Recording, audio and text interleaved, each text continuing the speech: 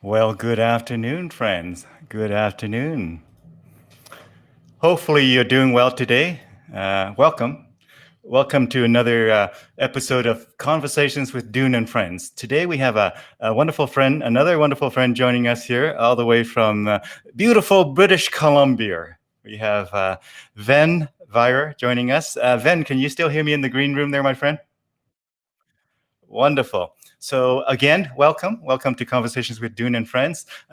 Grab your favorite coffee and tea or whatever have you and join us in this conversation. It's always more fun if more of us, more of you can join us in the conversation via the comment section here. And so hopefully you are enjoying your pretty warm weather actually for a November day here in Canada. But let me do a quick introduction of our guest here. Ven Virah brings people together and encourages them to think differently. He exudes passion and vibrant energy and was coined by an executive as the Tony Robbins dipped in chocolate. Now, you can find Ven leading laughter yoga sessions, sharing his experience at that ED guy, and excelling in corporate culture as a leader, speaker, and trainer. Now, he presently serves on the board of directors for Concordia University's Alumni Association and spent 4 years really leading thousands of young adults across Canada as part of an international organization. Ven is also an active member of the Canadian Association of Professional Speakers and the Global Speakers Federation. So with that short and sweet introduction, friends, please help me in welcoming our wonderful guest today, Mr. Ven Virah. How are you today, Ven? Hope you're doing well, my friend. It's so nice to be here, Dune. Thank you so much. This was such a warm introduction. It's always great to have conversations with you in general, and it's so nice to be here to be able to have this conversation with you, myself, and whoever else joins as part of this broadcast. You asked about the weather. It's so beautiful in British Columbia. I have my mom that's been sharing with me how the weather's been in Montreal with snow, and so there's a lot to be grateful and thankful for to be in Vancouver right now. You bet, you bet. And Vancouver is a beautiful place. I used to work there a lot with my clients. And of course, we've been to a number of conferences there as well. And lovely, lovely place. And glad you're enjoying your time over there, my friend. And yeah. Thank So you. tell us a bit more. Tell us a bit more. Yeah, how did you get here? What are some of the stories along the way? Tell us about your journey through your professions, your career, and just kind of warm us up with some stories. Sure, absolutely. So, I mean, 2020 has been such a transformational year for so many people. It has been for myself. And as I was going through COVID and the confinements and the setbacks in my life because of this confinement and just where life took me, I started asking myself a lot of questions. I started really thinking about like, does a place where I live nourish me? And one of the answer to that was no. I love Toronto. It made me grow so much personally, professionally. But there was a time where I felt, you know what? I think it's time for a change. It's time for me to explore one of my dreams, which was to live in the West Coast. And I decided to make Vancouver the destination. Now, a few people are like, wow, that's such a big decision. How did you go about to, calculate this and make that decision? And people who know me as that project manager, the person that's really into his Excel spreadsheets and like has all these decision matrix. But one of the lessons I've had this year, Dune, is to really follow my intuition and really follow what is within me and within my heart. And in a conversation with a friend, she's like, Ven, if you could live anywhere in Canada, where would you live? Give me an answer now. And I said, Vancouver. There you go. She said, exactly. And then she said, well, now you have the answer. What are you going to do about it? And that's when the process began, from selling my house, just putting whatever I can in my car and just giving away at over 75% of everything I own and just starting a new life here in Vancouver, British Columbia. Now, going across the country during a pandemic is it was an exciting experience because I made sure to follow all the regulations to be sure that I'm okay. My hand sanitizer was like, there was a lot of hand sanitizer that was used. There was my mask, all the precautions were there. I remember at one point, Dune, I was in Thunder Bay in Ontario, and they asked me, Well, I found out that if I would be in Manitoba, I would have to self-confine for 14 days, and there were certain regulations around that. So I Mhm. looked at my sister who was traveling with me, and I said, do you want to take this risk? But because I don't want to take this risk. Mhm. And we just decided to drive 16 hours across Manitoba straight into Saskatchewan. So that was one part of the journey. I know I'm skipping a lot along the story, Yeah, but yeah. um, essentially it led me to Vancouver. There was this whole purging in what I believe, purging in my thoughts, purging into my actions. And here we are. And along this journey, Dune, I there was a lot of lessons that I learned. One of the things I learned is the more I resist, Mhm. the more I am setting myself for potential disappointment. But Mhm. the more I let things flow, Mhm. the more I'm opening myself to gifts that are available to me, and really, take advantage of this spontaneity, this serendipity, this opening to new things that can come into my life. So, for example, every evening, I didn't know in which city I was going to be. I had an idea, but there was no confirmation. There was no hotels that were booked. Uh, Mhm. but it worked out. It worked out. Everything worked out. Worst case scenario, we would sleep in the car. Did we have to do that? No. But and so here we are in Vancouver. The other thing is, I was in Vancouver. I was in a hotel for about 2 weeks, Mhm. and I was wondering, well, I need to find a place to stay. Where am I going to move? How long am I going to be in Vancouver? What am I going to do? And here they use Craigslist a lot, which was something very new to me, because on the East Coast, we don't really use Craigslist. It's there, but it's something of the past. Yeah. People are more into other means and ways of finding a place to stay. But I decided to use Craigslist, and I saw a few interesting places. But then I decided to funnel down to 3 places. And how I found those 3 places is I just decided to just walk around. If it's within an hour or 2 hours walk, just walk around. And if I see the neighborhood and I love it, open up Craigslist, click on maps, and just zoom in and see what is available in that area. So It's like in doing that, reverse yeah, engineering. correct. Yeah, correct. And I fell upon 3 places. They were all beautiful places. The neighborhoods in Vancouver are so beautiful. Right now, I'm in a place called the West End, which Mhm. is has a very community feel. It's within walking distance to Stanley Park, one of the most beautiful parks in the world. I'm Mhm. like right by the shore of the ocean in Cole Harbour in Canada Place. Every evening I can walk 10 minutes to English Bay Beach, and I Mhm. have access to the beautiful sunset available to me in Vancouver. So there's so much to be grateful for. I also looked at Kitsilano as another neighborhood, which was so beautiful. Mhm. I didn't go forward with that, but that would have been another great option Yeah. as well. Yeah. Well, wonderful. Again, congratulations. And I'm happy for you on this new and exciting journey. And of Yeah, course, you are now plugged into the British Columbia, BC chapter of the CAPS, right, of Canadian Association of correct. Professional Speakers over there. And so, yeah, which is just the next province over from where I am here in Alberta. And we share the Rockies, my friend. We share the Rockies.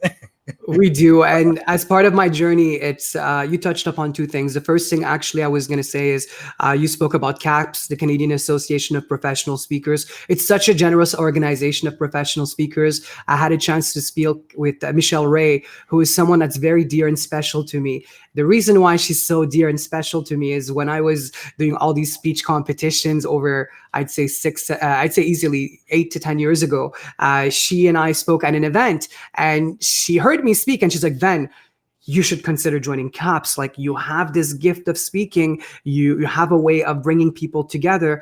You should really consider joining CAPS. Mhm. And the idea was there, and I was just in a different space at that time. And she called me randomly. And I remember I was working at GE as a consultant at that time, and I got a phone call from Michelle Ray with this beautiful Australian accent. And she's like, Ven, just want to remind you, 6 months later, you should consider joining CAPS. And, how are you doing? How's life? Where are you at right now? So it was so nice to hear from her, for her believing in me, and getting a chance to see her again in person when I arrived in Vancouver. So Mhm. that was one person I met. The other person I spoke to briefly was Azadeh, who also did a workshop recently on branding, which was very insightful, and it gave me a lot of ideas, because I'm going through a whole pivot right now with my speaking and what's next. So it was a timely discussion, a timely session. So that was great. Now, in regards to the Rockies, wow, like I drove from Toronto all the way to Edmonton in 4 days. And then I decided to stay in the Rockies for an extra 4 days. So I did Mm. Jasper, Banff, and then I went towards like BC into Kelowna. But there is something so special about being in the Rockies. The mountains are beautiful. The lakes are stunning. The people are just so warm and nice. It's just whole West Coast, Best Coast vibe that's just there, and people are just so relaxed. And I think nature has a way to really possess you and energize you and invigorate you. And that's what I've been noticing. Just this morning, Dune, I was walking, doing my early morning walk along the seawall, and I was, had so many beautiful conversations with local Vancouverites who were just there walking their dogs, and they would see me and we would start chatting, and it's so warm and friendly. And there's something about the West Coast that is something I'm already cherishing, which is that human connection and that human experience of just conversing with people you don't know. And I've been doing that. People have been approaching me. It's been such a nice experience. I've been here for a month, but I already feel like I work for the Office of Tourism of British Columbia and Vancouver. You become I an feel, advocate. That's exciting. That's yeah, cool. That's cool. Wonderful. yeah. So I'm going to take us maybe back quite far. Tell us Mhm. about your early career experiences. Tell us about some of the things that got you into the working world and how it evolved over the years into, again, speaking and training and corporate services and things like that. Give us a bit of a Absolutely. picture. Absolutely. So, Dune, I'll go a little further back. Yeah. In college, I was student council president, and Right. I was there, like, just speaking to so many students from all around, around our school, and just showcasing a lot of events for them. And we got this budget that was just so big, and as a result, we were able to invite famous people like Russell Peters when he was Oh, Canadian wow. famous, but on his way to being world famous. So I encountered him. There's another guy on the East Coast called Sugar Sammy, another really funny guy. Mm. I remember some illusionists, some hypnotists, and we just organized a lot of trips, a lot of events. And I got to be able to organize this, but also speak at a number of those events. I remember we had our annual cultural event, and it was just this variety event with 500 people. It was big, and it was so nice to be able to speak to that audience, to be able to craft this kind of event and really bring this energy to students to really feel accomplished and be able to share in a very powerful experience together. In university, I was also involved with student council, so I got to speak a lot with a number of students. And my favorite experience was with this group called the Concordia International Student Association, CISA, Mhm. where I got to meet students from all around the world who came to Montreal and came to our university, Concordia. And obviously at those events, I got to speak a lot. I got to plan a lot of major events, trips, cultural events, parties. So it was just such a great opportunity to be exposed to so many people that 10 to 12 years later are now people that I engage with in the corporate space. And whenever I travel to different parts around the world, I have a place to stay. So I think Mhm. that's just a benefit of having been part of that experience and as a student. But the most beautiful thing was really getting to know people from different parts of the world. And I remember every time it was someone's birthday, I'm like, I got to learn how to sing happy birthday in their language. So I think Right. now I can sing happy birthday in easily 15 to 20 languages, dude. Oh, And I fantastic. still carry that with me. So whenever I speak to different people, I have a little bit of conversation or singing that I can bring to cheer up their day, no matter where they're from. So that's one thing from university. I was also part of a group called the Concordia Alumni Student Team, and that was just the student organization for incoming alumni and upcoming alumni. So it was a great organization. Got to be exposed to the fact that when you graduate from university, you get to actually be part of of a community that is a Uh-huh. global community that is far reaching and just so abundant in what they offer. And one of the things I'm grateful for is as soon as I graduated from university, I got this opportunity to be part of the Concordia University Alumni Association. And I was with them from 2010 to 2016. And I just rejoined them again last year. So it's been, so as soon as I graduated from university, I was part of this group of mostly older, accomplished Concordia graduates who were like VPs or executive of their organizations, and really well involved in and doing a lot of great work. And being that young guy that was part of that organization was great. But I understood why they wanted to bring me as part of their association. If you look at the statistics, actually, now it's probably changed, but back then, I believe it was like 49 to 51% of young alumni of alumni have graduated within the last 10 years. So what that meant was that they had to cater to young alumni that have graduated within the last 10 years. Mm-hmm. So that was part of that journey of, moving from student to graduate. Now, when I graduated, I got this job right out of graduating with a marketing agency, an experiential marketing agency called Mosaic, and they were the leader in experiential marketing. I got to manage people all across Canada and drive in a Hummer all across the country from Toronto to Vancouver, all the way to Halifax, back to Montreal and Toronto. And I had a core team of 4 people. And in each city, we had to train, hire, and execute at many cool events, including Canada Day. We were part of the parade, the Calgary Stampede. I went to Manitoba, and I remember I was at their biggest mall in Toronto. There was the CNE, and then in Montreal and Quebec City, there was all these other big events that I was part of, and there was a busker festival in Halifax as well. So it was so nice to be able to interact with a core team that I was with them all across the summer, all across the country. And it was so nice to interact with locals that we would hire, train, and move into executing the task on hand, and really bring cheer and joy to families, to parents, and to kids across the country. Now, this was part of a collaboration between Teletoon, Lego, Disney, and it was their big summer tour. So a lot of kids would see the advertisings on TV and would be so excited, looking forward to seeing us being together. I did that for about a year.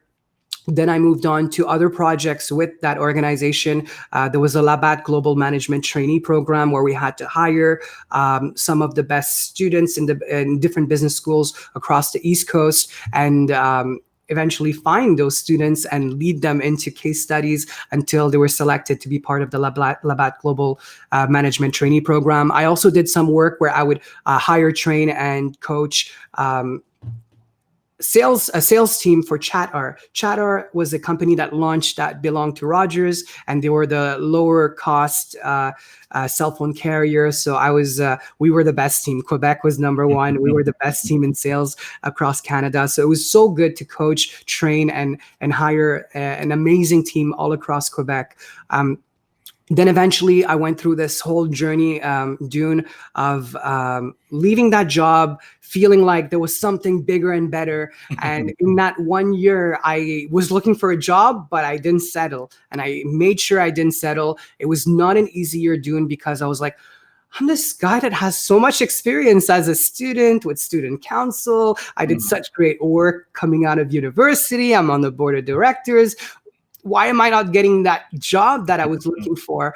And it took me on a 1-year journey. But during that 1-year journey, I started a master's in human system intervention with Concordia University. I also went through some personal changes where I had to do an operation, and I had all these this journey where I went from having a job, having all the money I needed to enjoy my life, to not realizing that eventually the EI would cut and not being able to get out of the house for even a coffee at Tim Hortons. So there was, I think 2011 was a major journey, a part of my life where there was deep learnings, both on a personal level and on a professional level.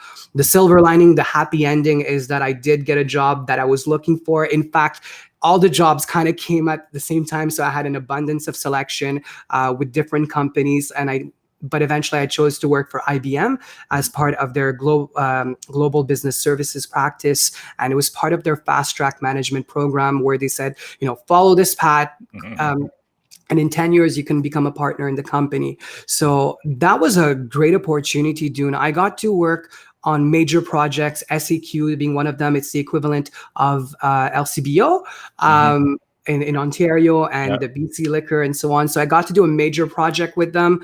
I got to work for the Department of National Defense. I got to work for SNC Lavalin.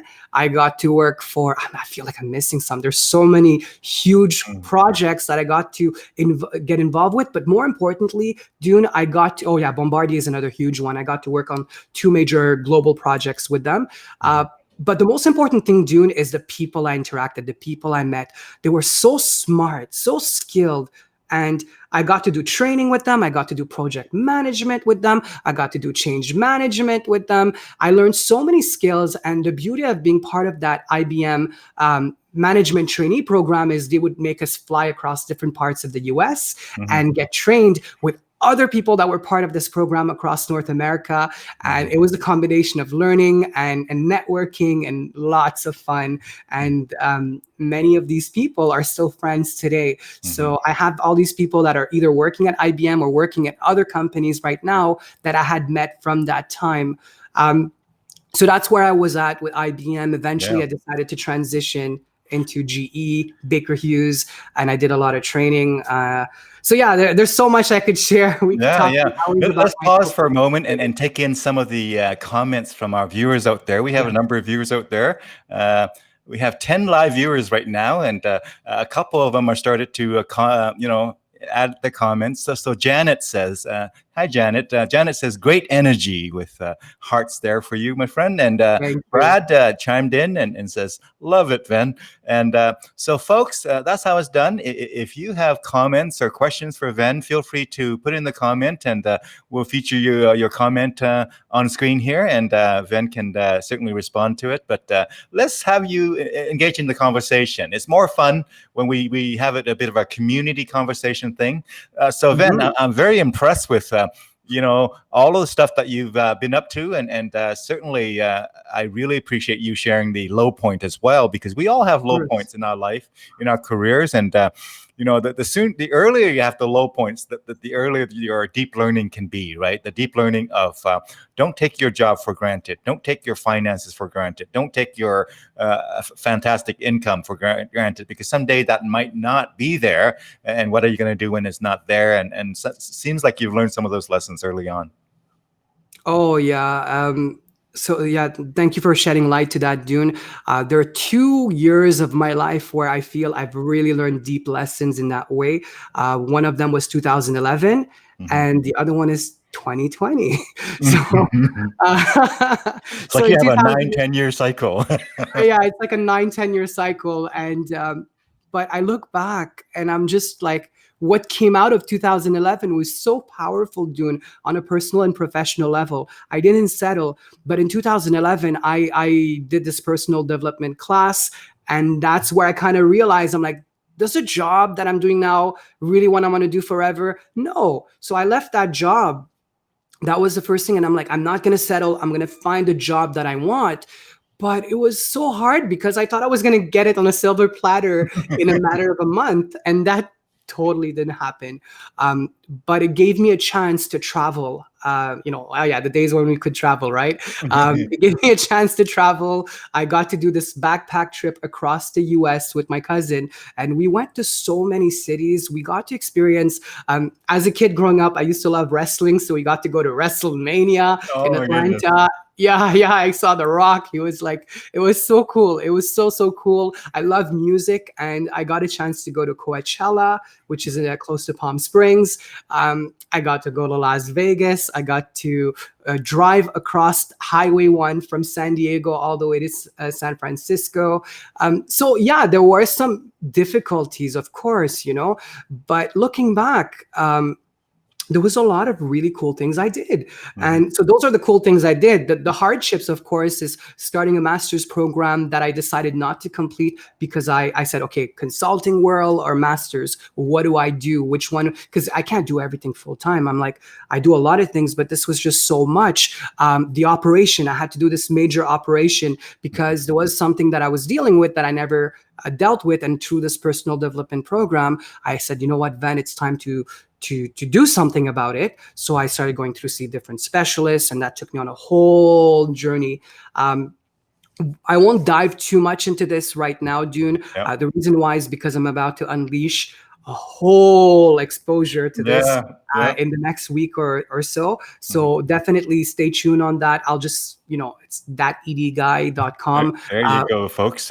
Keep an eye on Ven for the next week or two as he roll Yeah. out some awesome and fantastic and surprising and wonderful stuff. Thank you. And if I look at 2020, Dune, I went through a lot of challenges on a personal level, relationship level, professional level. Left the city where I live, decided to live in a different city. Gave away did a whole Marie Kondo kung fu style. Like I got rid of so much stuff so quickly. And I gave away so much, but everything I gave away kind of cleared space in my mind as well and allowed me to reinvent myself too. So 2020 has been such a interesting year for me on a personal, professional, spiritual, emotional, relationship, everything. And it's what I transformative year for you, my friend. Oh my God, Dune. But I could be a victim, or I could see this as an opportunity to reinvent myself. And what I really want to do is I really wanted to step out of that. And I decided to see life as a blank slate where I can use new colors to reinvent my life, or colors that I've used before, but really dive into that. Now, Brad, I see said, how did you overcome the fear of stepping out, like really going for what you wanted to do? Brad, that's a great question. And it's not a one answer thing. One of them, I think Brad and I, we share, we're both part of Landmark, and we met in a very interesting way because I'm part of a course right now called An Invented Life. So reinventing the life that you have. And they just assigned us like a buddy system, and they assigned me randomly with this guy called Brad, who has this broadcasting voice. And I'm like, Brad, he has his own auto mechanic shop, I believe in somewhere in Alberta. But I'm like, Brad, whenever I do my audiobook, I'd love for someone like him to be able to be that voice for me. But the beauty is, the fear is a stepping out.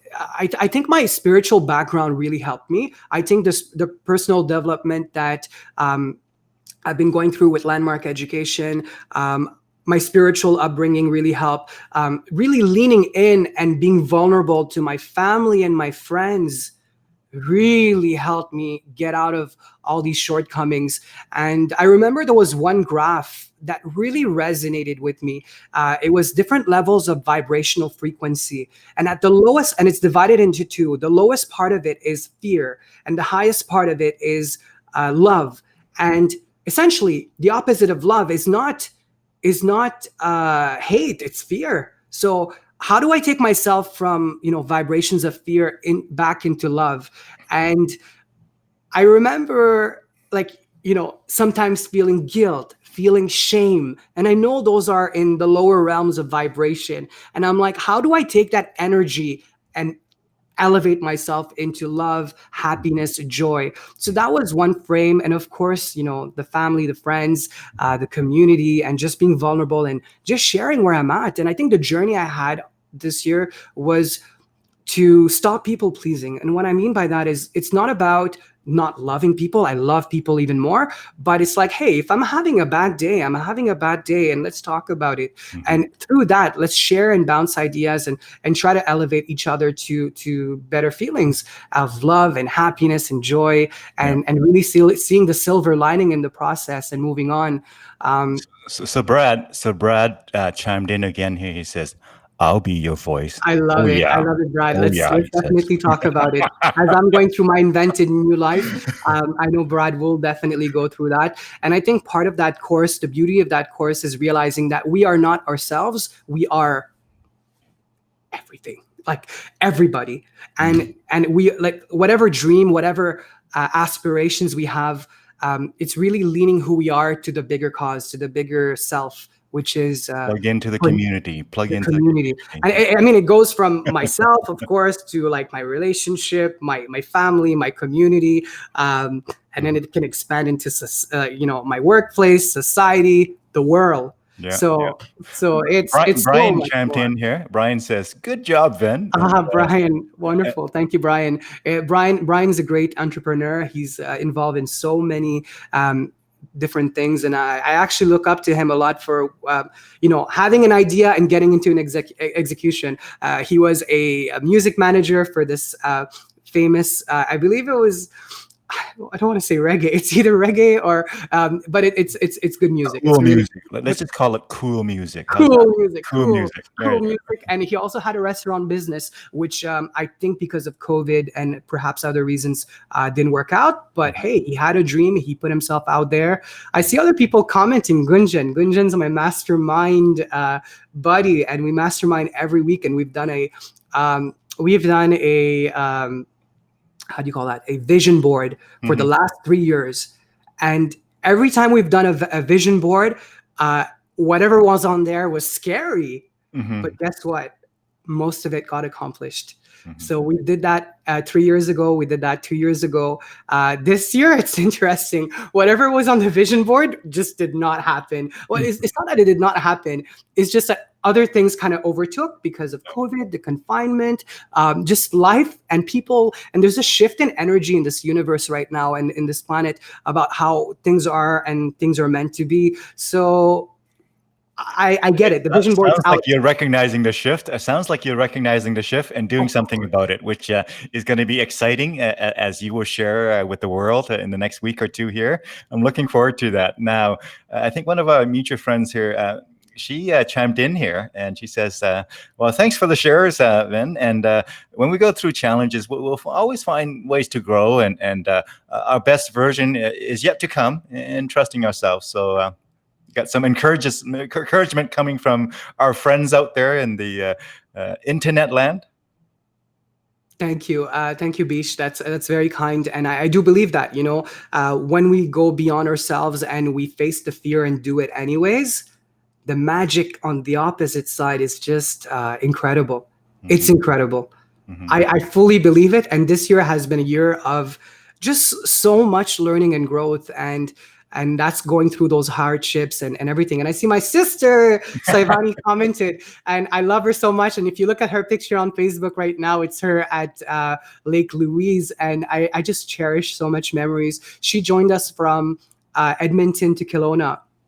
And the way that happened is I knew I was going across Canada for this, moving from Toronto to Vancouver, driving across the country. And I don't know if it was in my dream or when I woke up after my meditation, but I had this huge idea where I was like, what if my sisters joined me? And lo and behold, they loved the idea. And the younger sister joined me from Toronto to Vancouver. And my sister who just shared joined me from Edmonton to Kelowna, and the time we had in the Rockies was just incredible. I love you as well. Back to my sister, and I'm excited for the relationship and what's ahead for both of us. And yeah, a lot of big things are going to come. Keep shining. There's going to be a lot of shine this year. I think from this year to next year, a lot of things will be uncovered. And I think it's about just bringing our story to the forefront for the benefit of everybody. So it's not just about us. It's about how can we create an impact for other people's lives by being that advocate, by being that person saying, hey, you know what? Like, yeah, life has been great, but life has been difficult. And here are the hardships, and here are the lessons, and here are the support that I got along the way, leading me to this beautiful new discovery and this beautiful new way of being, not for myself, but for the bigger self, which is everyone. You bet. Now, I just wanted to highlight the fact that I believe you lived in Edmonton for a few years as well, while you were I engaged with did. Concordia College and the university and whatnot. Now, tell us a little bit more about your time in Edmonton. Uh, was it 5 years or fewer than that? No. So I think you're confusing Concordia University in Edmonton with Montreal. There's two of them. Oh, okay. Yeah, but I did live in Edmonton, Dune, and that was in the summer of 2009. And I have to share this because it was one of the best summers of my life. Some people say Edmonton equals Deadmonton. I don't believe. I had a completely different experience, Dune. Okay, hold on. I want you to say that again, nice and loud for Edmontonians and for the world to hear. Edmonton is not what? Edmonton is fantastic, right? Go ahead, tell it. Edmonton is such a beautiful city. I loved it so much. And what brought me there was when I was university. I was actually I actually did a small gig for the All-Star game in Montreal, and I was so excited about that experience. I was gonna meet all these like famous hockey players like Sidney Crosby, Alexander Ovechkin, and all these other players. But I didn't know where I had to be or what was going on or what was on the schedule. So I just went on the All-Star game website, and there was an advertising on top that said, Quebec Alberta Interprovincial Exchange Program. And I'm like, whoa, that sounds so cool. And I clicked on the advertising, which I never do, but I just clicked on that advertising. And I saw that there was this exchange program between the province of Quebec and the province of Alberta, where they had a set number of students that would be able to do an internship in Alberta and in Quebec, all around Alberta, all around Quebec. And then I saw the deadline, and it was at midnight that same night. And at that time, it was, I think, 10 o'clock or 10:30. And I'm like, oh, what do I do? No, I could have said, it's too late. I can't do this, But I decided to, just dive into it. Just like submit my application, type away, don't even look back, just keep typing away. And I submitted the application at 12:01. And I'm like, no, I'm late by a minute. And it was such a huge application. And I can't believe how I went through this monster of an application and filled out essays and everything, but it got done because I just really wanted to do this. So a few weeks later, I was at a career fair at Concordia University, and I saw a province of Quebec thing that their booth, and I approached them and I'm like, hey, listen, I did this Quebec Alberta exchange program, and I'd really like to be part of the program. Can you tell me how I can reach out to someone to just have a conversation? Because I don't know if my application got accepted or not. And because it got submitted at 12:01 and the deadline was midnight. And she's like, well, actually, there's a booth right behind you. And they're the ones in charge of that program. So I turned around and I was like, okay, I really want to be part of the program. They're like, who are you? I said my name. They're like, oh yeah, we saw your application and it was really interesting. Don't worry, your application actually went through. You're good. Wow. And a few weeks later, they called me for an interview. I went through the whole process. And if I'm not mistaken, I think 40 people from across Quebec got a chance to be part of that program. Now, I was the Montreal guy. I was the business guy that was selected. And there were other people that were selected in different degrees from different parts. Like one friend of mine that's still a friend of mine today, Gab, from Quebec City, was in law, and other people from other parts. So the beauty of that summer is I got to meet people from different parts of Quebec that I would have never gone to, like Chibougamau and all these, like Rimouski and these places that are so far up north Quebec that I've never gone to. So I got to make friends from these cities in Edmonton, and I got to go to discover Edmonton. I remember Thursday nights was salsa at a place called On the Rocks. I think it was Tuesdays. There was this Tuesdays martinis night, and we would just have all these events and all these trips. And I'm someone who just likes to walk around and explore the city. And that was my experience. I got to be part of a thing called Taste of Edmonton. Which was amazing, and I got to wear the mascot costume and everything with the Canada flag, and it was cool. It was really cool. So I cherish a lot of memories from Edmonton. I made some great friendships locally, from Edmonton, from Quebec, all parts of Quebec. I got an experience where we actually organized. So my mandate was with the government of Alberta. And we had launched something called Alberta Arts Days, which was an event over 3 days to promote artists, culture, and arts all across Alberta. So I got to be part of that team, and we got to do all of that. And I was the French guy that would speak to French artists, in addition to doing all sorts of other cool things. And eventually, what was really cool is that was the second year that they had done Alberta Arts Days. So the first year was over 1 days. They had 50 events. The second year, they had it was over 3 days, and they had close to 600 events. So imagine how much this program got amplified. And then it got noticed by the government of Canada, and the federal government said, we want this all across the country. So that became Canada Arts Days, or something like Canada Culture Days, I think, something. But that was how it kind of grew. That was my experience. Of course, I got to go to Banff, go to Calgary Stampede.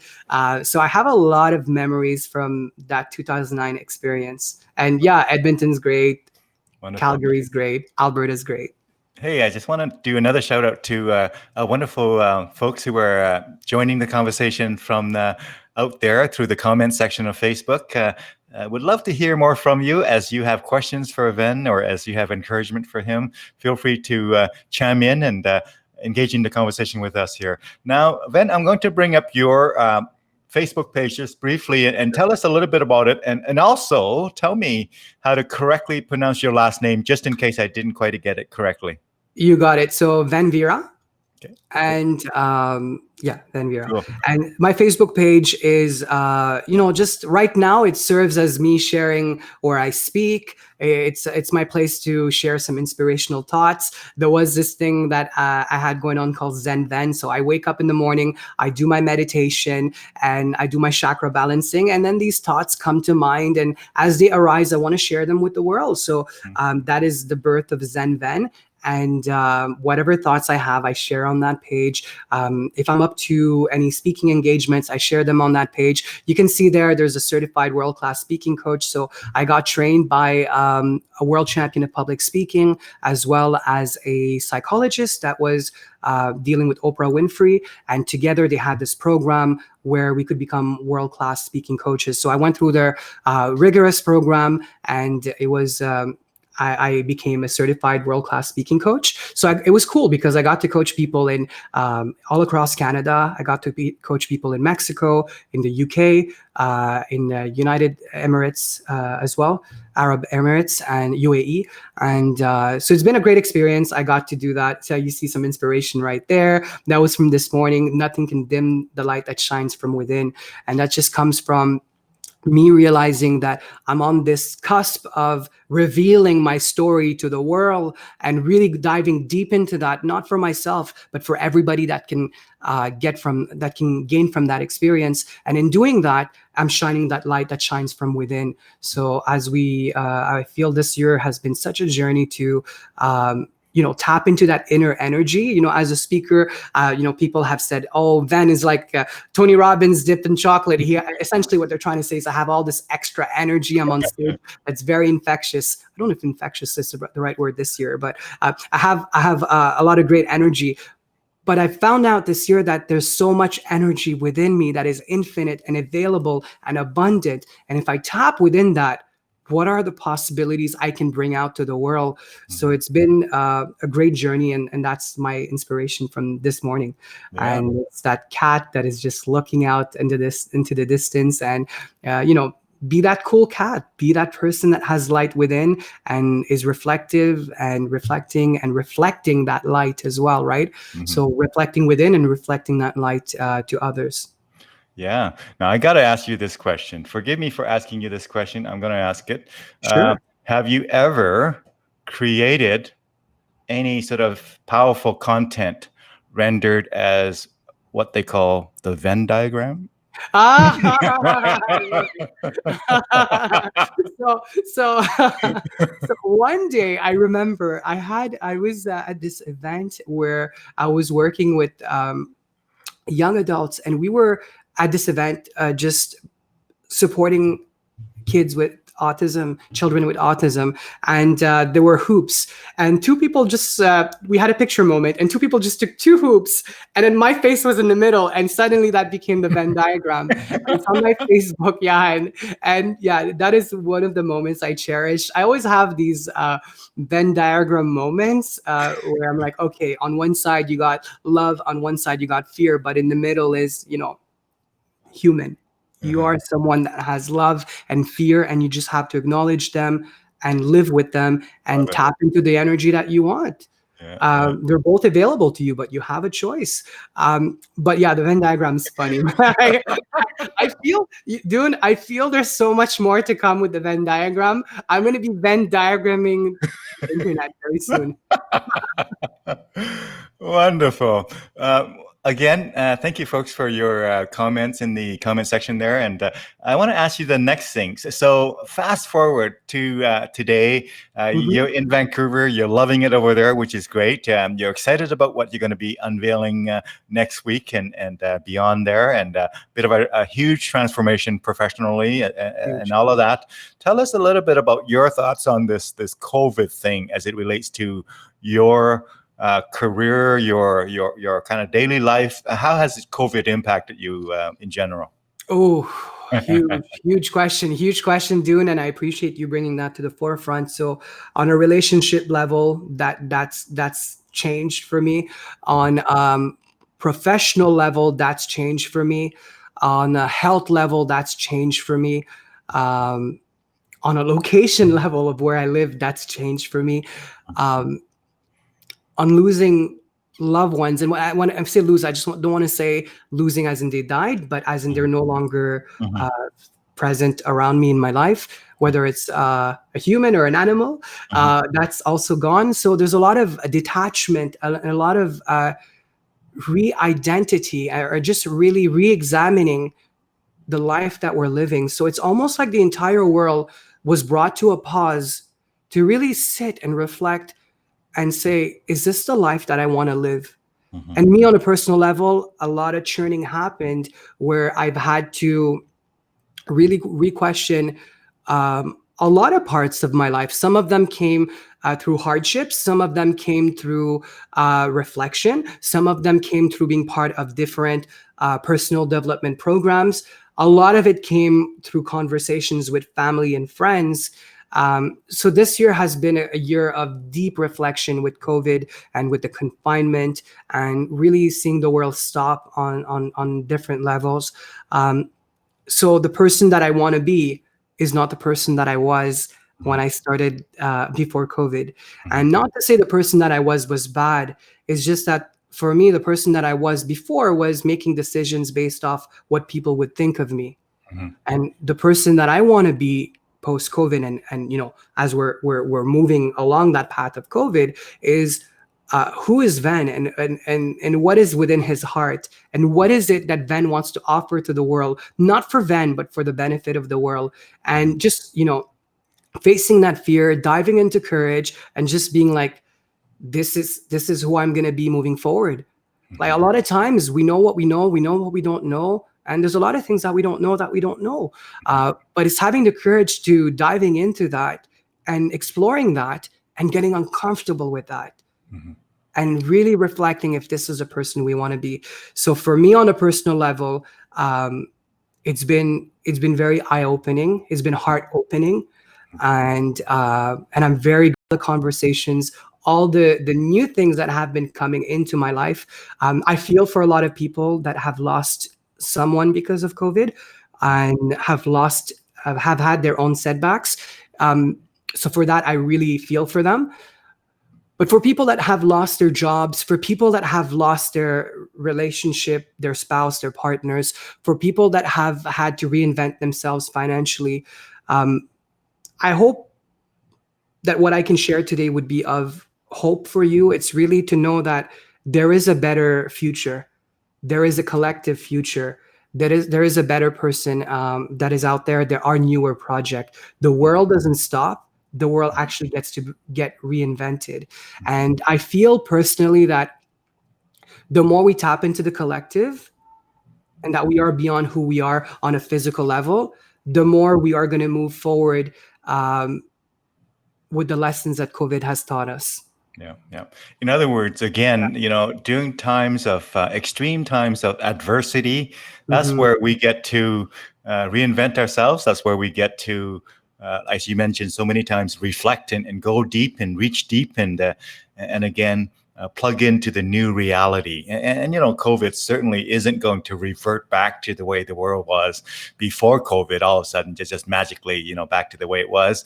And in some ways, in some small ways, some very big ways as well, COVID is actually pushing us towards a future that was probably coming anyway in some areas. Now, not all areas, but for example, the work from home, that was going Mm-hmm. to, we were heading that way. COVID just accelerated it. Oh yeah. All of the many different virtual events, we were probably heading that way, more and more virtual events in the future. COVID just completely accelerated that journey.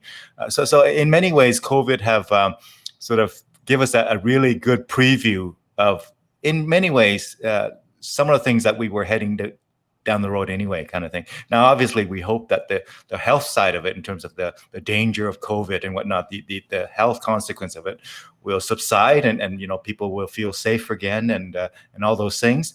But some of the ancillary side effects of it, whether it's work from home, whether it's remote events, those will probably linger on for a long time. Yeah, and just on that thought, Dune, I had the privilege of working from home for a while now, so it was nice to see other people getting into working from home. For some, it was a challenge. For others, it was a relief. So, Yeah. but for me, that's been my reality for a while. I mean, I would go to work if I had to. I would travel if I have to, but if I didn't have to, I was home, right? And it was me and my dog, and just working away, and just getting to. There's a lot of benefits to working from home. I know it's a challenge when you have kids. I recognize that. But working from home gives you that flexibility, right? Like you right now, I'm talking to you. Who knows if I have pants on? No, I'm joking. I'm joking. Well, those windows behind you might have some reflection. I'm joking. No, but jokes aside, working from home has been a blessing. It really is where society is taking us. And I think, like you mentioned, it's accelerated a lot of changes. You spoke about virtual events. I had the fortune of being part of several virtual events this year, as many conferences got pivoted to online events. I got to be part of that pivot and get to experience that. What I think about some of the things I did, I had some conversations, some talks, but one of the things that I've been exploring, and if I can dive into this, Dune, is laughter yoga, because was it 2 years ago? I being in the corporate space, I always wondered, how can I be an embodiment to help reduce stress and elevate joy? And I thought of many, many things: meditation, mindfulness, and through different practices. And I stumbled upon laughter yoga a few years ago, and I'm like, what is this laughter yoga? It's so funny. But I did attend some laughter yoga sessions, and I saw the benefit of it. But one thing I didn't see was that being passed on to the masses, passed on as a practice in the corporate space. And I get that this practice has only been around for 25 years, but I am aware of the research behind it, the science behind it. And the way it works is, it's not like you got to do some stretching positions through laughter yoga, but it's more so that there are some laughter exercises that you can do. And even if you're pretending to laugh or you're actually laughing, the benefits become the same. So what it's transmitting to your brain and what you're getting exposed to through your body are the same benefits. And the endorphins are kicking in, the feeling of relief, the muscle tension, just like, really going away. All of that is very powerful. And I'm just telling you on a very high level. So I got to do a laughter yoga session with hundreds of people from all around the world through Concordia University as part of their See You at Home webinar series. And, it's a great series because you have alumni from all around the world that are sharing their insights and their knowledge and sharing that with the Concordia University community. And there's professors doing the same. And I got to do that. And I could have gone into the whole how to use your body to emanate more confidence, and here's the body language you can use, and some of that knowledge that I had. But I said, you know what if I brought laughter yoga?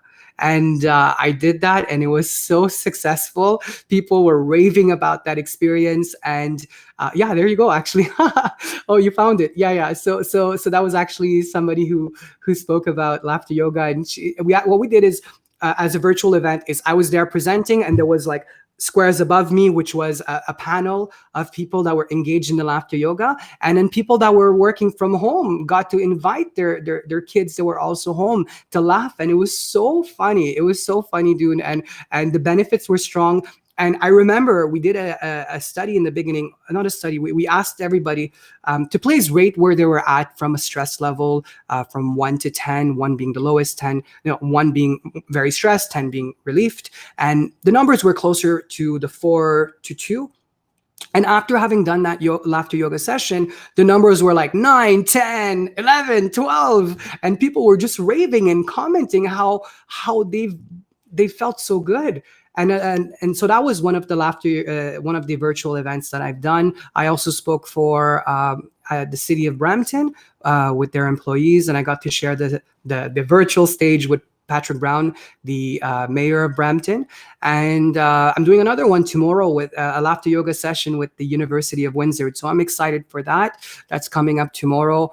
And there were other talks that I got to do virtually as well. So it was nice to see that shift to online, and to see how this is becoming accessible for people, not just in Toronto, not just in across Canada, but all around the world. And I think there's just a shift happening there with virtual events. I'm happy to be part of it. And I do am letting everybody know now that there's going to be a lot of virtual event coming up, whether it's through live streaming, interviews, and just sharing my thoughts online in the next few months. So be on the lookout for that. That's going to be in your face. Wonderful. Yeah. Yeah. Let me ask you a different question. If you think about all of your career so far, or if you can even throw in the personal side of it too, if you like, can you think of 2 stories that are top of mind right now? One story would be a bit of a highlight of your career, and one story that maybe a low point in that career. Perhaps you might have shared both of these already, but I just wanted to kind of pause on that. We all have careers, sort of lows and highs, and I'm just curious what you consider to be a bit of a highlight of your career. Sure. Well, in the speaking side, I got to speak at a conference in India to 10,000 people from over 70 different countries. And I was actually opening that conference, and the energy, the possibility of being able to share my voice and share my energy with people that are doing humanitarian work, that are leaders in so many parts of the world, was a huge accomplishment for me. And not just an accomplishment for me, but to be able to experience that and share in that energy, share in that vibration, and share in that message to everyone was something that I will never forget. That was so powerful, and it really cemented that the work that I do, the energy that I bring, is universal. It's across the planet. People were approaching me afterwards, and they were just like raving about that experience and that speaking that I did. In terms of a low, let me think. There's been a few. I shared about leaving my job in 2011, and when I lost my job, no, I didn't lose my job. I actually left that job in 2011 because I wanted to go for something bigger and not settle. And I thought I was going to get a job within a matter of a month or 2, and it was going to be handed to me in a silver platter. But I had to actually go. I mean, I was very picky, and I wasn't going to select the right job. But financial level, going from this guy that had access to traveling, money, and all these other things, to becoming this guy that was, part of a board of directors, part of, student council, and having this great experience coming out of university, and this education and all of that, and this personality, and being at home in my parents' basement, living there, not being able to go out and get a coffee at Tim Hortons. That had to be one of the lowest moments of my life. There were other moments on a personal level, but on a professional level, to be able to go through that was just crazy. And just so you know, Dune, I even at one point I said, you know what, I'm not going to settle. I'm still going to look for that job. But in the meantime, I'm willing to take whatever comes my way. But it has to be something part-time to still allow me to job search, because job search is a job of its own. So the only opportunity I had at that moment that actually came to me was to work in a call center for the sorry, the name is escaping me right now, but it's a nonprofit organization, the Lymphoma Society. There you go. And essentially what I had to do was from 7 a.m. to 11 a.m., I had to call all these principals of schools and offer them these programs where they would bring to light leukemia and lymphoma. And for me, it was like, oh my God, I get to work again, but I also get to make a difference in bringing this message to universities and colleges and high schools and elementary schools. And it became like I was so good at what I was doing. I think the average was, if you can get these programs into schools, let's say 1 a day or 2 a day, you're a star. And I was getting 10 to 12 a day. This was a mission for me. I really had to get this these programmings into schools. And they were like, oh, Ven, do you want to become a coach and all these things? And I said no, because I'm actually looking for a different job. This is not what I do for a living, but this was where I was willing to go. And it was not a high paying job, Dune. It was I think back then the minimum salary, it was $10 an hour, and it was $12 an hour or $13 an hour. It was nothing major. And I mean, for someone who was making so much more, it was just so hard. But at the same time, I needed to get out and not and be able to have coffee with friends and be able to do stuff. But in that journey of being humble and saying, you know what, I'll take what I can, and while I look for my job, and while I heal from the operation that I went through, it was a defining moment for me, and it allowed me to be able to get to where I am and really find that job with IBM and global in consulting. So the journey was not typical, but it got me to where I needed to be. And it actually got me to make a difference. Like I could have done that job as a volunteer, because I was helping a bigger purpose, right? Yeah. So there was a lot of lessons there. But I was able to use my voice to be able to help a cause. And I'm glad I was able to do that. Yeah. You know, as they say, to life, there are many seasons. In life, there are many seasons. And one of those seasons is the down season of our career, the down season of our, whatever call it. But the key is, do we have a vision of our future and work towards it? And do we learn something from that downtime? And sounds like you did both of them. And thank you for sharing that story as well, because it affects all of us. For those who thinks that their career is always high flying and never to worry about any kind of bumps in the road, likely those bumps are just around the corner. Likely those bumps are in our future somewhere. So I've certainly have my share of bumps in my career, and it's important to acknowledge it. It's important to let other people who are in the middle of that bump that this too shall pass. Yeah, and the sun will rise tomorrow. That's one thing as I've been in Vancouver looking at sunsets, it's a reminder for me that, the sun will rise tomorrow, and, it's a beautiful day. And if I look at the silver lining, it's going to give me strength to carry forward. And I wish that for everybody going through hardships and people that are ascending in their dreams and their hopes and their aspirations. Now, you shared a lot of deep stories and very transparent about your background. I do want to ask, what is it about your background that people might be surprised? Just as an example, one time I was interviewing a Hall of Fame speaker, and when I asked him that question, well, he whipped out all kinds of silly human tricks, and he actually ended the show with that. So I don't know if you have any silly human tricks, but do you have any surprises where people who worked with you didn't know that part of your career or didn't know that part of your background? Or were you born and raised in the East or West? What part of Canada? Yeah, so Dune, I'm full of surprises. There's so much that people know and don't know about me.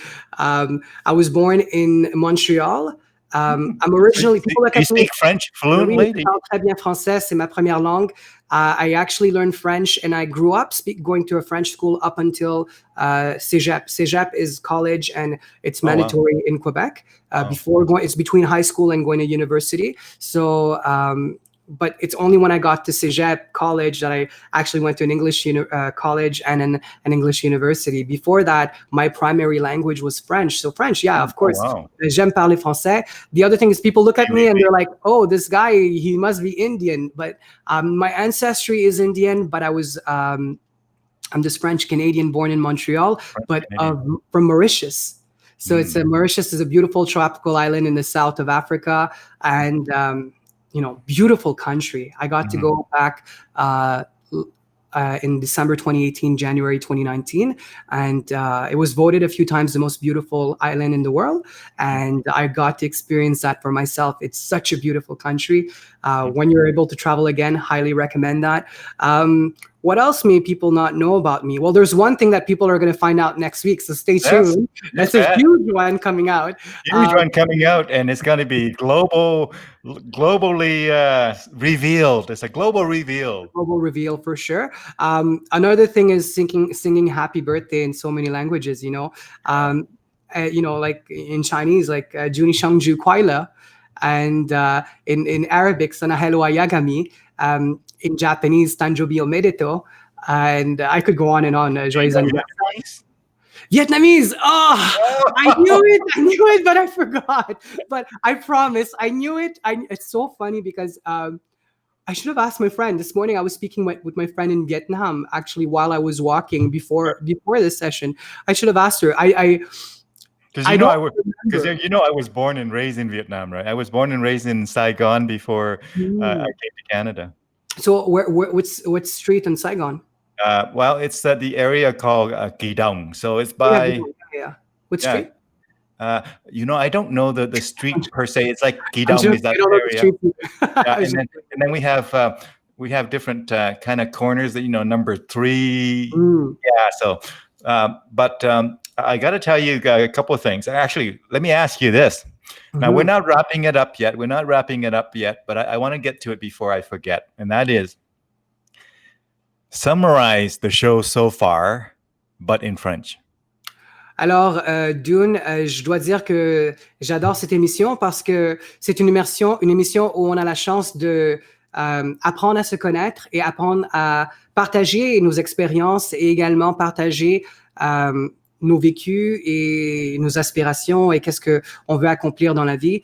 Je pense que c'est une très belle opportunité d'avoir cette conversation et également de pouvoir apprendre de soi et d'avoir des conversations avec des gens partout à travers le monde. Par exemple, si je regarde les gens qui mettent des commentaires sur Facebook présentement, c'est bien de voir que les gens partagent ces expériences. Ils peuvent voir comment ces expériences peuvent leur affecter et également être là pour eux. Oh, je vois mon ami Max Cruz qui est là présentement.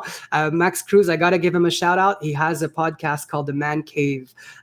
It's highly impressive the people that he is interviewing. So shout out to you, Max. And c'est Max Cruz est quelqu'un avec qui j'ai grandi au secondaire et de voir les histoires qu'on a eues et les moments qu'on a vécu étaient tellement drôles et je partage des très beaux moments avec lui. Mais revenant à l'émission, c'est une émission que j'aime bien. Je dois dire que depuis que j'ai déménagé à Toronto il y a 6 ans, des fois je perds mes mots et quand le français, c'est ma langue maternelle. Et de voir que des fois, je perds mes mots, c'est quelque chose qui me fait penser que peut-être que je dois pratiquer mon français plus. Mais j'ai eu la chance dans ma carrière professionnelle de travailler avec des gens qui sont de France, qui sont du Québec et de d'autres endroits au Canada et à travers le monde qui parlent français. Donc, j'ai eu la chance de pratiquer mon français, mais je dois admettre que plus je parle anglais, plus je perds mon français. Donc, il doit y avoir une certaine balance. Des fois, j'écoute des films en français. Mais revenons à cette émission, je pense que c'est une très belle initiative, Dune.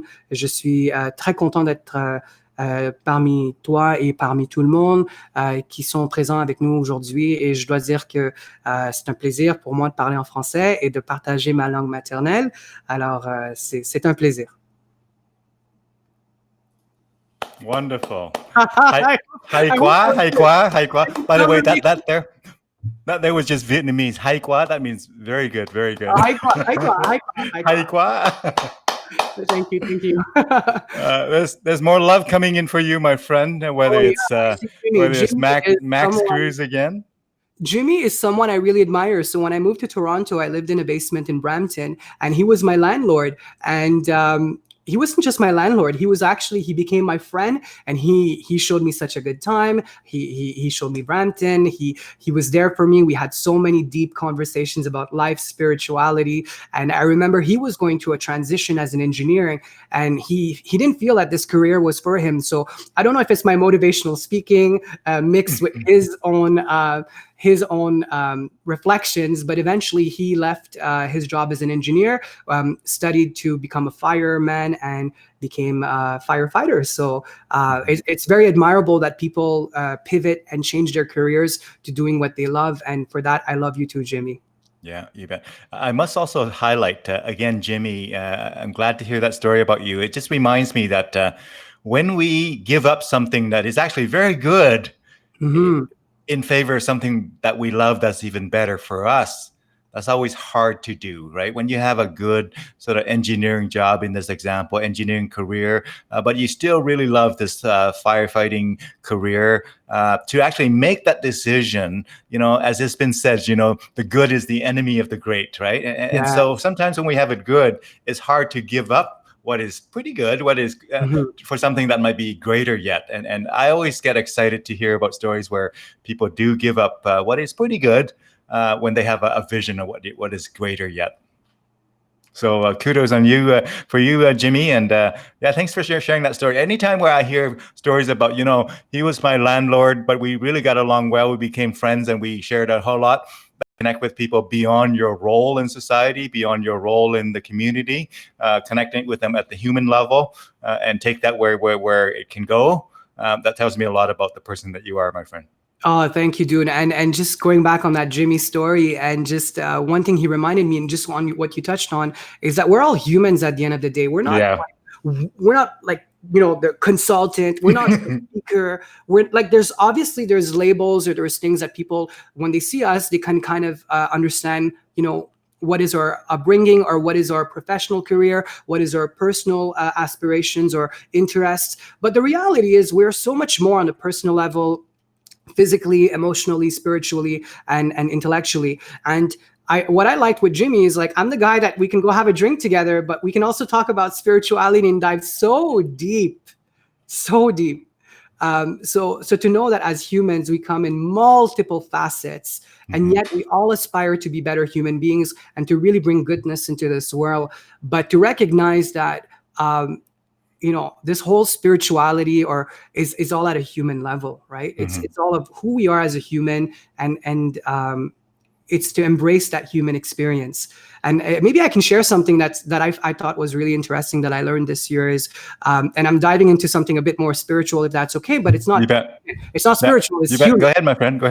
It's human.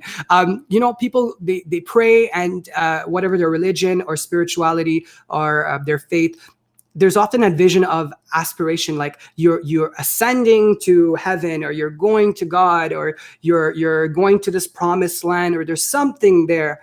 But there's also the path of manifestation, which is the path coming down, which is embracing if you believe in God or the universe, embracing that you have been given this moment right here, right now, in this human body, in this human experience, to live this human experience at its fullest level, to really seize and squeeze the juice of life, to really, when you're sad, cry, when you're happy, laugh, when you want to pray, like there's that movie or book, Eat, Pray, Love, and there's so many other examples out there that where you're really squeezing that life, and to have that courage, to be bold, to be brave, and to have those conversations, to be like, you know what, I'm a human and so are you. And to recognize that within you and recognize that in other people, and not be in a space of judgment, but be in a space of curiosity, of learning and understanding, I think is us embracing this human experience, and really, getting to that. And if you believe in God, honoring God's gift of giving you this life and this human experience. So with that said, on a spiritual level, there will be a lot that I will do to squeeze the juice of life in the next few weeks, and that I will be releasing in more details. And it is beyond me. It's not about me. It's really about being an advocate for people that are feeling shame, guilt, that want to feel human aliveness, and have want to see the silver lining and the growth, and that life is beautiful as you choose to see it, right? You want to be the part of the movement, part of the movement is probably the best word there. Yeah. And I'm so excited for your unveiling next week there, my friend, and Ven. And Ven, when you talked about the gift there, I'm reminded of the quote that says, our life is certainly a gift that we receive, but what we do with our life is the gift that we give back to community and to the being that give us this life, right? So the idea is, yes, if you believe that life is miraculous, if you believe that life is limited in terms of our time here on Earth, then the question is, what are we going to do with it? And sounds like you have some recalibration done over the COVID time here for a number of factors, a number of reasons, and I'm excited about what you'll be unveiling next week there, Ven. Thank you. And I'd love to share, just on that topic, you spoke about time being limited on this planet. And I want to talk about an initiative that I've done with my good friend, Ron Sang, that you know from CAPS as well. And together we launched something 2 years ago called Share, Love, Celebrate. And it was in honor of our friend who passed away from brain cancer at 53. And we wanted to honor her legacy. And we wanted to create a project that would impact the community. So we launched a speaker series, an annual speaker series called Share, Love, Celebrate, which is in honor of my friend, because she also used to tell us, Van and Ron, and she would tell us, like, you got to share, love, celebrate every moment of your life. And she also had a speaker series that she would do on a monthly basis, and the money would be raised for sick kids. And we were inspired by that, and we were inspired by the words that were on her tomb that said, share, love, celebrate. We were inspired by what she shared with us and the beauty that she brought into her life when she was alive, and we wanted to honor that legacy. So we're so fortunate that for the last 2 years we were able to have this annual showcase where we got speakers from the first year was from Toronto, and with COVID we pivoted and made this an online event and was able to expose this to more speakers. But we were able to have these wonderful speakers share their stories of how they share, love, celebrate every moment of their life. We fundraise money for the Princess Margaret Cancer Center as part of the Ride to Conquer Cancer, and we were able to honor our friend's legacy. So the inspiration that we give to people around us is not silent. And what Maria did to us was not forgotten. And we're so grateful that we get to honor her legacy and carry forward through this project, and that we have the support of Speaker Spotlight, who is like one of the biggest speaking bureaus out there, and that we are able to count on the collaboration and support of the Princess Margaret Cancer Center, and just really being of service for others through the inspiration we got from people. So, I mean, there's so much I could go on and share. Oh, thank you for sharing this. Yes, this is the Share Love Celebrate Facebook group. Definitely do join us or like it if you haven't yet. I see you liked it, Dune. Thank you. And but essentially, that's one of the projects we're working on. Again, beyond ourselves, beyond the self of who we are physically, and really doing stuff for the betterment of our society. And I'm so grateful for the speakers that have lended their voice, but also to our listeners who are able to share love and celebrate with us. And back to what you were saying, inspiration is not gone unnoticed. It really is. As we inspire others, other people are using that inspiration and drawing on that energy and are doing great work to inspire others. So if you're going through a hard time, feel that moment, try to see the silver lining, converse with people, take it out of your system so that you can go on and be happy. And, once you feel that joy and that happiness, do share. Like, there's so much we can do to share, to love, to celebrate life, and to really bring those values at the forefront for the benefit of ourselves and other people. And I think it was Oprah who said, the more you give, the more you get. And the reality is it's true, because the more you give to people, the more you bring to this world, the feelings you get within you is just incredible. And the other thing is things do come into your life. So just for you, Dune, you're doing this live streaming conversations with Dune and Friends, and in creating that platform and offering a chance for people to be able to reflect and to share and to learn from each other, and for the audience members to be inspired, you're making your impact to other people as well. So I applaud you for that. And I also know that there is inspiration, and there's not enough inspiration. So the more we can bring to this world through the beauty of technology and social media, the more we are doing our part for the betterment of this world. So I'm happy to be part of it. I'm happy to be part of this conversation today, and stay tuned for what's next week. You bet. You bet. Now, I'm going to ask you maybe 2 or 3 more things, and we're going to wrap it up. So the first thing is, when I reach out and say, hey, Ven, would you like to come by and chat for an hour and a bit? Were there areas that you wanted to chat about that we haven't gotten to yet, my friend? I was going through so much when you initially reached out to me, because I was going through this whole motion of selling my house, driving across the country, and relocating to Vancouver.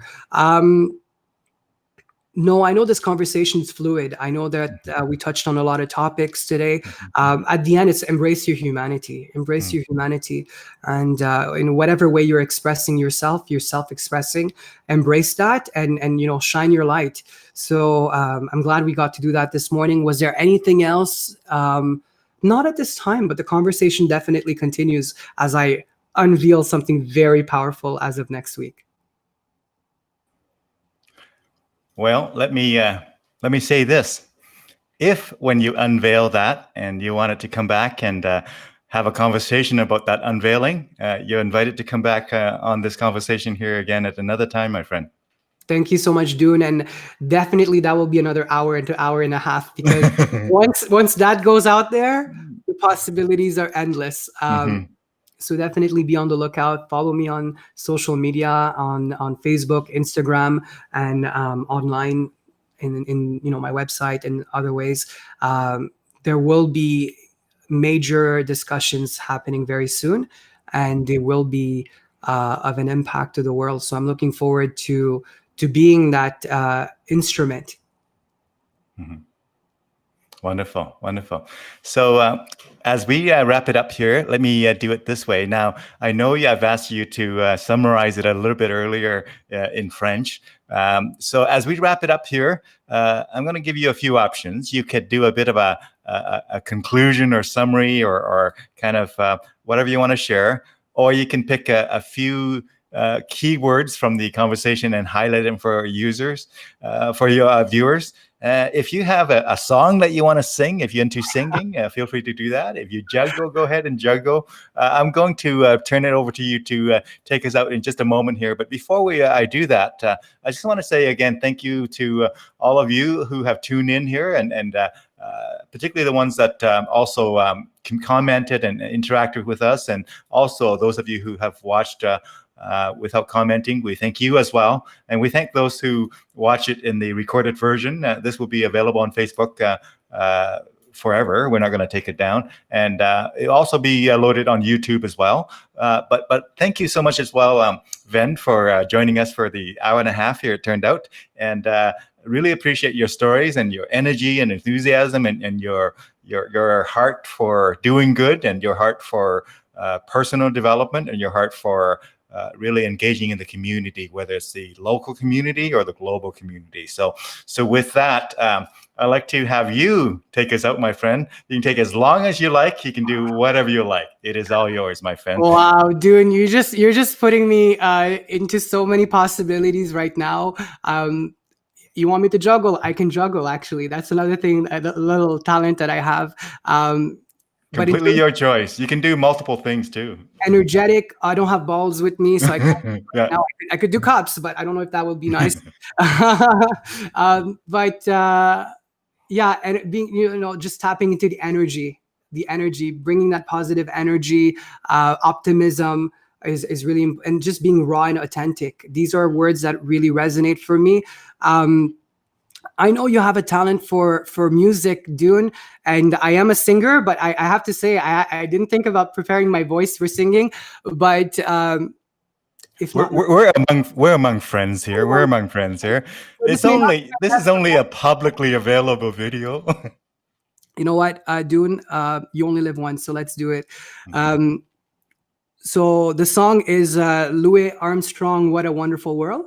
Oh, I love it. I love it. Love it already. So I'll sing, but don't judge me, please. I don't care. This is a complete ad hoc. I've sprung this on Ven literally just last moment here. He had about 3 seconds so far to prep for this. But here's Ven, everybody.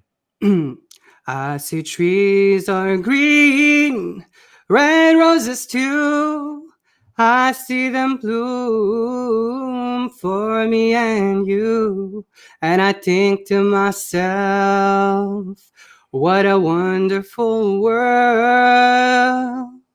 The colors of the rainbow, so pretty in the sky, are always on the faces of people going by. I see friends shaking hands, saying, how do you do? They're really saying, I love you. I see babies crying, I watch them grow. They'll learn much more than I'll ever know. And I think to myself, what a wonderful world. I think to myself, what a wonderful world. Ta-da! Fantastic. Thank you so much for surprising us with that. In the moment. I know we can't karaoke right now, so I'm glad we can do it from home. So here you go. That was fantastic. Thank you so much. What a wonderful world.